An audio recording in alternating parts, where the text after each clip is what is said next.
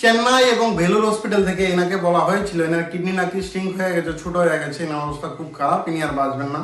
তো কিভাবে সেই জায়গা থেকে আমার এখানে এলেন, আজকে ইনি কিরকম আছেন সেটাই জেনে নেব। আপনার নামটা কি? উত্তম ত্রিপুরা। বয়স কত? 35। তো আপনার কিডনির সমস্যা কখন দেখা দিয়েছিল?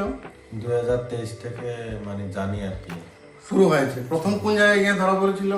প্রথমে ত্রিপুরাতে আমি যখন শরীর দুর্বল লাগে তখন আমি টেস্ট করাই, তখন জানি আর কি। তো আপনি বাইরে প্রথম কোন হসপিটালে গিয়েছিলেন? সবকিছু একটু খুলে বলুন। প্রথমে চেন্নাই অ্যাপোলোতে গেছি। কোন সনে? এটা 2023-এ। আচ্ছা, প্রত্যেকটা ভিডিওতে অ্যাড্রেস, হেল্পলাইন নাম্বার দেওয়া থাকে। আমার সাথে কথা বলতে হলে ন্যূনতম 1000 টাকা, আর প্যাকেজ শুরু হয় ন্যূনতম 10,000 টাকা থেকে। তো 200 টাকা 500 টাকা দিয়ে ডাক্তার দেখানোর মানসিকতার লোকেরা আমাদের হেল্পলাইন সেন্টারে ফোন করে রিপ্রেজেন্টেটিভের সময় মোটেও নষ্ট করবেন না। তো সেই জায়গা থেকে কী বলেছিল? ওইখানে আমি গেছিলাম, তখন তারা যা যা টেস্ট করছে, করার পর আমারে কইছে কিডনিটা একটু ছোট হয়ে গেছে, বায়োপসি করতে পারতো না। তো আমি কইছি স্যার তাইলে কি করণীয়? তারপর ওনারা ওষুধ দিছে, এটা খাইতো। তো আমি ওই ওষুধগুলা নিয়ে আইছি, ওইটাই খাইছি। খাওয়ার পর একটু ভালো লাগতেছিল প্রথমে, তারপর আবার সেম আগের মতনই হয়।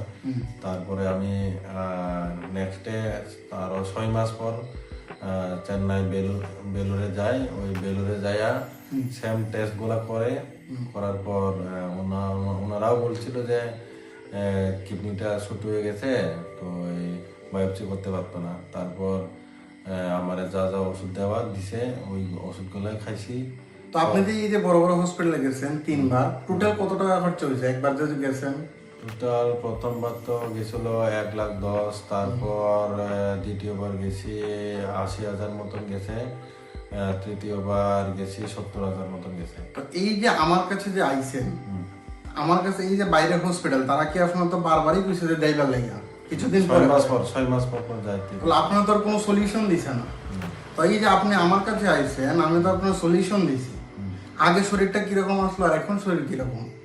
প্রথমে এখানে আইবার আগে তো শরীরটা একটু অস্বস্তি লাগতো, দুর্বল লাগতো, শরীরটা বেশি একটা ভালো লাগতো না, অনেক টেনশনে থাকতাম। তো আচ্ছা, এখানে যে আইছেন, এখানে কি আমি ওষুধ দিছি না ওষুধ ছাড়ানোর কাজটা করছি?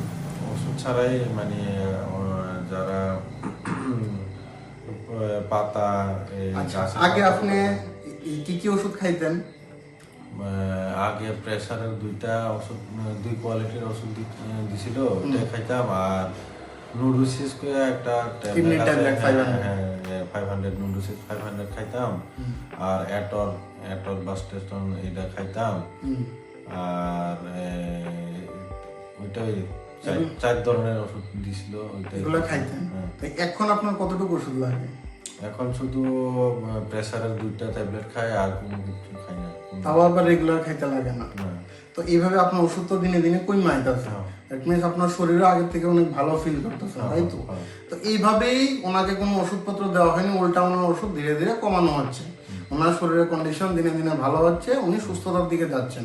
এই যে বাইরে হসপিটালগুলো গেছেন আর আমার কাছে যাইছেন, আমি কি আপনার পয়সা খরচ করানোর দিকে নিয়ে যেতেছি না খরচ কমানোর দিকে নিয়ে আসছি? কমানোর দিকে আনছে। বাইরে হসপিটালে আমার মধ্যে পার্থক্যটা কি? অনেক পার্থক্য, ওইখানে অনেক সময়ও লাগে, খরচও বেশি। আর এখানে তো সময় কম আর খরচও কম, দিনে দিনে তো খরচা কমে কমতেছে। তো এই হচ্ছে কি কথা, আপনিও নিজের ঘরে বসে থেকে সুস্থ হতে পারেন, এটাই তো। এত তো ওষুধপত্রের কোনো ঝামেলা নাই, দিনে দিনে তো শুধু কমতেই থাকে। কি কি দেখানো হয়েছিল আপনাকে? হাতের পায়ে যেগুলো লাগানো, হাতে পায়ে মেথি দানা লাগানো, যে পয়েন্ট গুলো দেখানো হচ্ছে সেগুলো তো মেথি দানা লাগানো। আর যে ন্যাচারাল মেডিসিন যেগুলো ঘরে তৈরি করে, তাই তো?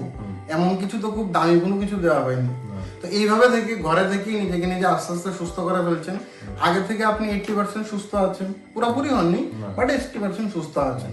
তো এইভাবে 80% মানে সুস্থ আছেন, আস্তে আস্তে সুস্থতার দিকেই চলে যাচ্ছেন।